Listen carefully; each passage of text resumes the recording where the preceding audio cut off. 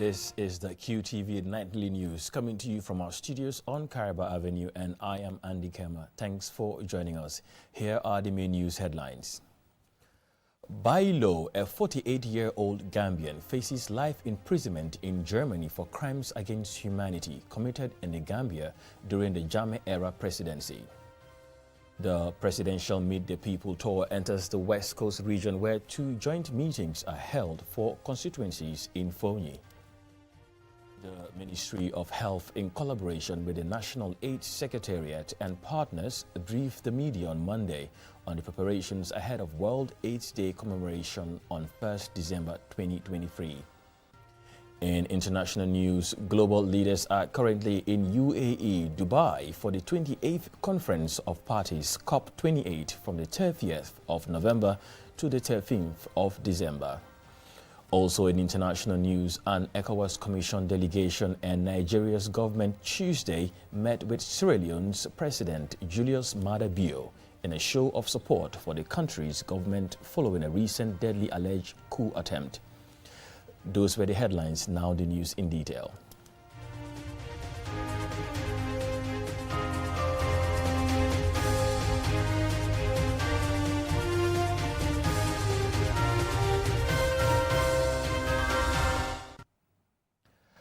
By law, a 48-year-old Gambian faces life imprisonment in Germany for heinous crimes against the charges connect to him with notorious Jungler Squad, which operated under former President Yahya Jammeh. And right now we have the son of the deceased, Baba Haidara, on the line.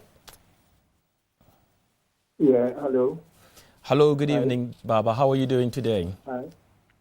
Yeah, I'm good. I'm good. Thank you very much for joining us on the QTV Nightly News. With Bailo found guilty, how does the... Thank you. With Bailo found guilty, how does the verdict affect your perspective on justice for crimes linked to the junglers? Yeah, first of all, we are pleased to welcome the strongest verdict possible in Seller today. This is a milestone judgment on every level, especially in regards to the universal jurisdiction. And once again, we thank the German judiciary for their tenacity and steadfastness in delivering justice today. Yeah, the question you just asked, this is a milestone, I can say, for all victims, because it's the first conviction of one of Yahya Jammeh's junglers. And as we all know, we're still waiting for the government to start prosecutions. So we really welcome this judgment today, and hoping that the Gambia will follow suit. As a son of a murdered veteran journalist, do you believe actions like these bring closure to victims' families? To be honest, not our family, because we've been fighting for justice for almost 20 years, and every year, 16 December is like that same day when we lost our dad. So I don't think that this will bring closure, but somehow it will help also ease the pain. With this judgment being laid on by law, do you think that this gives hope that maybe some of the bigger fish might be caught? Of course, that's the idea. What I said today is this is a step towards the right direction of making sure that Jammeh is held accountable for all the crimes he ordered people like Bailo, his junglers, and others also. After Bailo, there is Usman Sonko in Switzerland, who will be, I think, next month. And after Usman Sonko, we have also in the U.S. Another jungler who will be also tried. So after these three junglers, we hope that we will have all the other two guilty verdicts also. And from there, I think we will be very close, actually, to getting big fish, like you called it. And beyond legal measures, what steps should be taken for lasting press freedom and human rights in the Gambia? As you well know, the old laws that Yahya Jammeh created to oppress the media is still there. We were hoping that with this new regime, things will change, but we're still working under those regimes. Yourself and my newspaper and other major institutions are all in the same situation. So we appeal to the government to make sure that really these laws are repealed, and also to have really a very good relationship with the media. Yeah. And do you have any message for families who are also victims? Yeah, what I will tell all the victim community is that never give up. We've been fighting for 20 years, and it's not over yet. This is just a step. Of course, we will continue fighting. It's just to make sure that you never give up your fight. You know, one day you will have your justice. Baba, thank you very much for your insights today, and our heartfelt wishes to you and your family as you navigate towards healing and lasting change. Thank you very much. That was Baba Haider, a son of the murdered veteran journalist Dada Haider, and we discussed on the issues of Bailo being found guilty. Moving on to the next story on the presidential tour. The presidential Meet the People tour ends the West Coast region, where 2 joint meetings are held for constituencies in Fonyi. In his dialogue with the people at the meeting, President Barrow announced development projects for Fonyi and called for unity in national development. QTV's Momodu Lamin has been covering the meetings and has this story. From the Lower River region, following side visits and joint meetings, the presidential motorcade enters the West Coast region, where Fonyi takes the baton to dialogue with the president. And Tempo marks the first stop for a joint meeting with constituencies of Fonyi Jarol, Fonyi Bondali, and Kansala. Omar Koli, the chief of Fonyi Bondali, requests government to harness the land in Fonyi and proposes that at least 500 hectares be designated in every part of Fonyi for smart farming. The chief believes that this can generate employment opportunities for the youth and contribute to the fight against rural-urban migration and irregular migration of the youth. Speaking on behalf of women, Aisato Jivanga Jaju, a constituent of Fonyi Bintang Karanai, appreciates government's projects across several socio-economic sectors, which, according to her, have tackled some problems, empowered women, and created opportunities for Gambians. Ms. Jivanga Jaju cites Neman and Kanilai Skills Training Centers as some of the life-changing projects government has implemented in Fonyi. The National Assembly member for Fonyi Jarol, Kewa Tumane Sane, who is affiliated with APRC faction group Noto Alliance, speaks at this meeting and clarifies that he is speaking on behalf of every Gambian. He begins by thanking the president for establishing Neman and Kanilai Training Center in Fonyi as part of the University of Applied Science, Engineering and Technology, USET.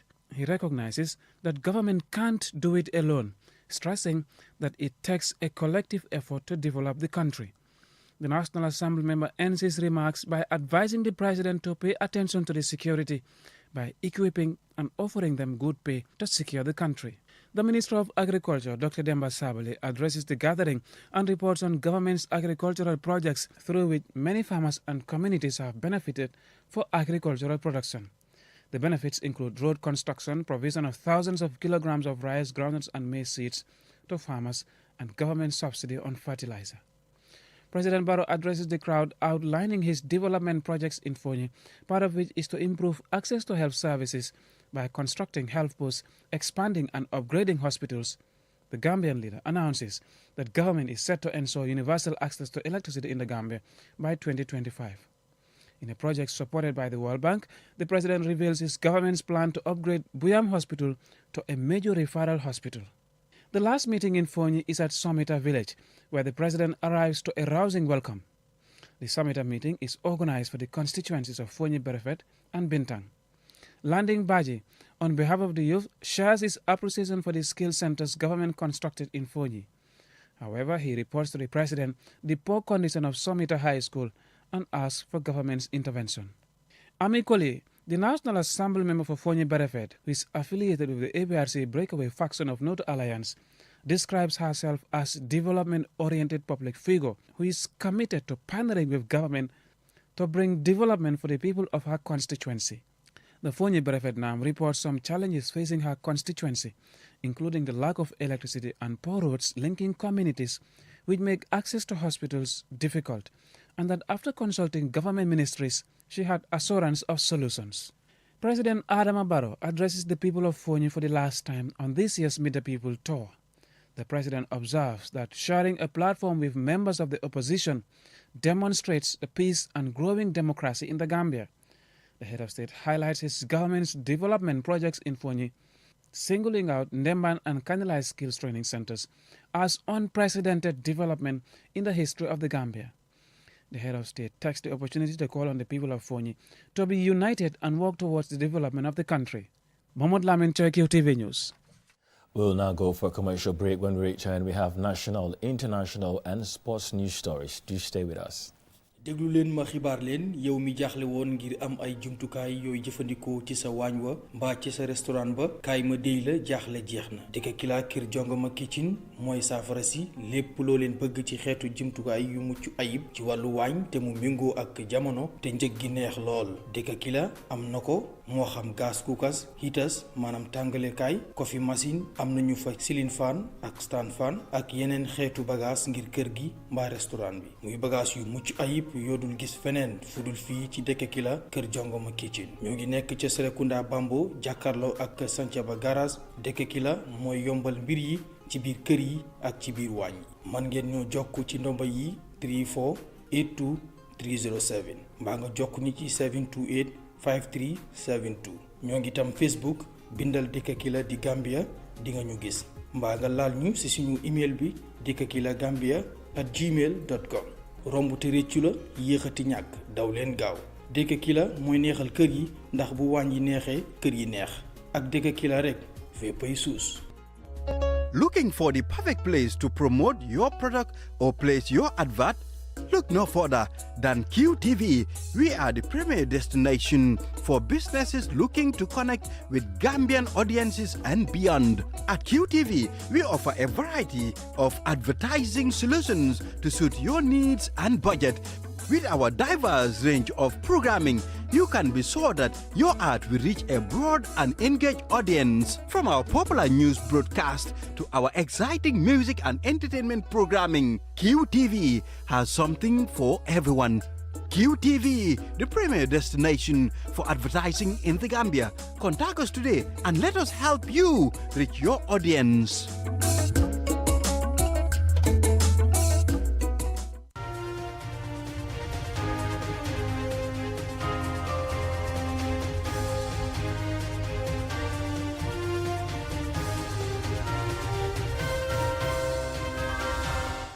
Welcome back. If you're just tuning in, this is QTV Nightly News.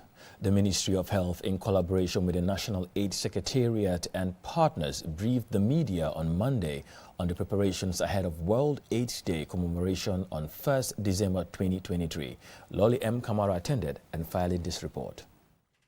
On December 1st each year, the world commemorates World AIDS Day. People around the world unite to show support for people living with HIV and to remember those who have died from AIDS-related illnesses. Since 1988, this has been an international day dedicated to raising awareness of the AIDS pandemic caused by the spread of HIV infection and mourning those who have died of the disease. To observe the day in the Gambia, the Ministry of Health's Directorate of Health Promotion and Education organized this press briefing. The director of the National AIDS Secretariat, Adama Drame, says the progress made in HIV/AIDS response needed governments, communities, organizations, and individuals unite with the shared goal of saving lives and changing the course of the pandemic. Access to HIV treatment has nearly prevented 21 million AIDS-related deaths in the last 3 decades. The world is doing really well in slowing down the spread of HIV and AIDS-related deaths, but we must not be complacent. The program manager of the Gambia National AIDS Control Program of the Ministry of Health, Pa Usman Ba, gave the HIV/AIDS prevalence statistics for the Gambia. The prevalence for HIV in this country is at 1.52% based on the National Sentinel Surveillance of 2020. And the estimated number of people living with HIV is over 26,000 people, but we were able to diagnose only 51% of them, which is around 14,000 people that we are able to diagnose, which is almost about 55%. And then for those on treatment, we were able to put almost all those people who were found to be positive, we were able to put almost 61% of them on treatment. The theme for this year's commemoration is Let Communities Lead. The path to ending AIDS runs through communities. Sira Horejendao, the UN AIDS Country Director, points out that in marking the day, the UN AIDS is calling for an urgent support to let communities lead in the fight to end AIDS. We call on community leadership roles need to be made core in all HIV plans and programs and in their formulation, budgeting, implementation, monitoring and evaluation. Nothing about us is without us. Communities' leadership roles need to be fully and reliably funded to enable the required scale up and be properly supported and remunerated. The program manager for Action Aid International de Gambia states that the significance of the day cannot be overemphasized because it gives them the chance to remember those who have lost their lives to HIV and AIDS. Organizers say this year's World AIDS Day will be commemorated in Brikama in the West Coast region on the 14th of December 2023 in coordination with the Governor's Office.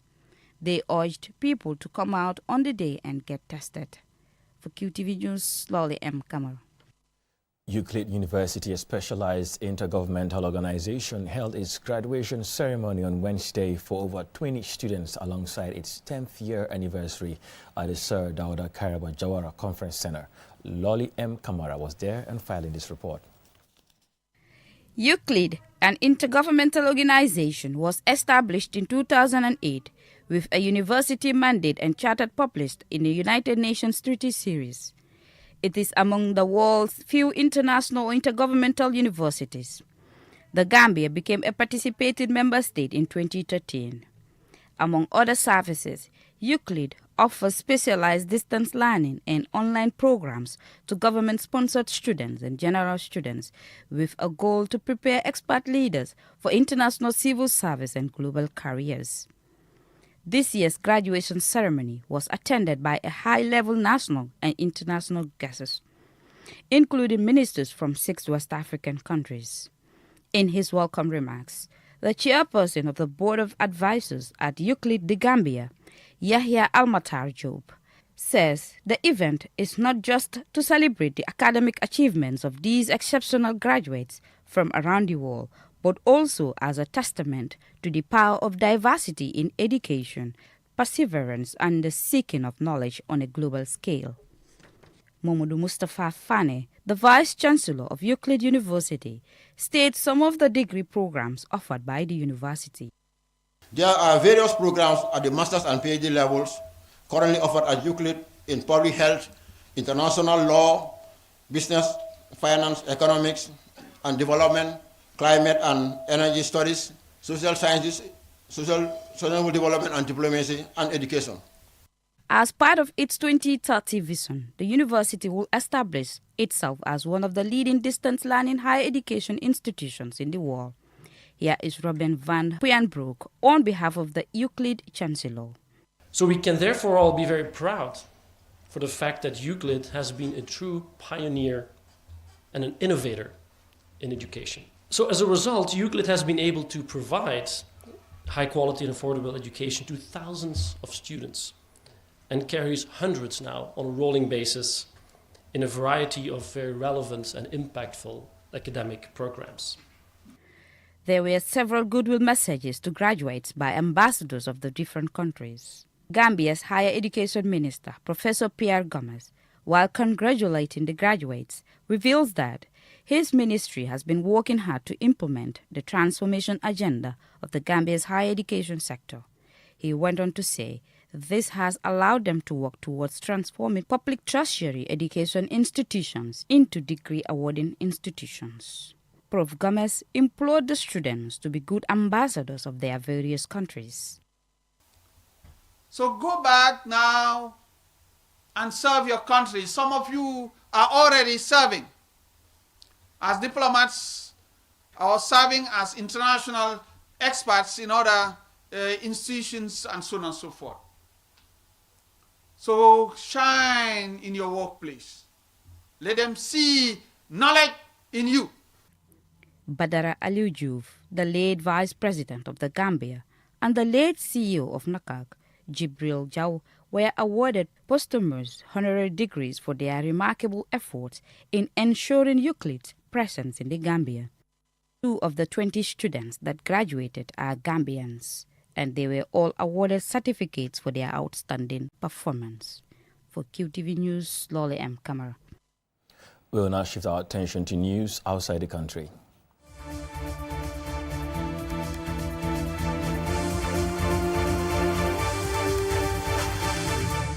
In international news, global leaders are currently in Dubai, UAE for the 28th Conference of Parties COP28 from the 30th of November to the 13th of December. Jenamo Sonko traveled to Dubai with the Gambian delegation, and she now reports. Global leaders have another chance to agree to phase out the world's use of CO2 emitting coal, oil and gas, which are the main source of warming emissions.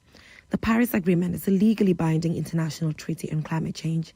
It was adopted by 196 parties at the UN Climate Change Conference COP21 in Paris, France on 12 December 2015. It entered into force on 4 November 2016. Its overreaching goal is to hold the increase in the global average temperature to well below 2 degrees Celsius above pre-industrial levels and pursue efforts to limit the temperature increase to 1.5 degrees Celsius above pre-industrial levels. Now, global leaders meet yearly to further negotiate on achieving these goals and identifying challenges and progress made. Sama Shoke, president of COP27, delivered his final speech as COP president, calling global leaders to action. A quick realities check in this regard should be of concern to all of us for a number of reasons. First, because most of what we bring forward as tangible solutions and actionable commitments is based on speculation or well wishes at most. That we will be able to deliver our NDCs conditional and unconditional. A deal on a damage and loss fund for the world's poorest nations is approved on day 1 of COP28. The UAE has committed $100 million to the fund, paving the way for other nations to pledge to the critically important fund. Dr. Sultan Al Jaber, COP28 president, announced.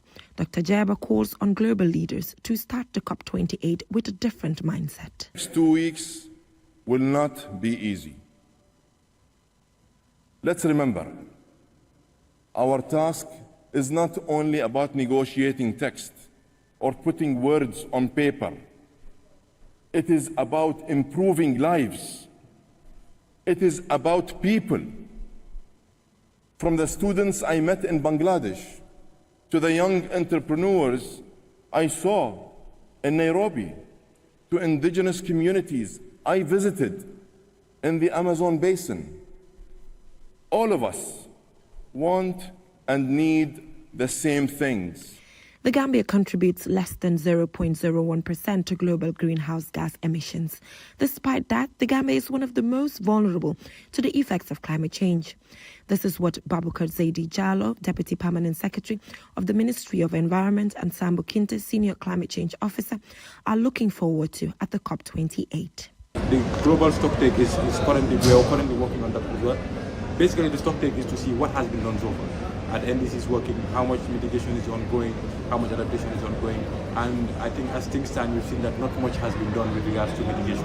So I think that gives us the drive to push our development partners and developing country partners even further to make sure that they are becoming more ambitious in supporting the mitigation drive. Definitely, as an African, negotiator, I really expect that at the end of this climate change negotiation, we will definitely come up with decisions that will be in favor of the African group and also the African nations in general. Zero carbon solutions are becoming competitive across economic sectors representing 25% of emissions. By 2030, zero carbon solutions could be competitive in sectors representing over 70% of global emissions. Reporting for QTV News from UAE, Dubai, I am Jaina Basonko.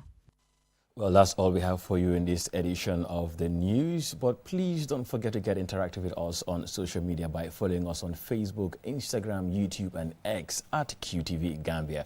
We want to hear from you. Join us at 10 p.m. for another news bulletin. Thanks for watching.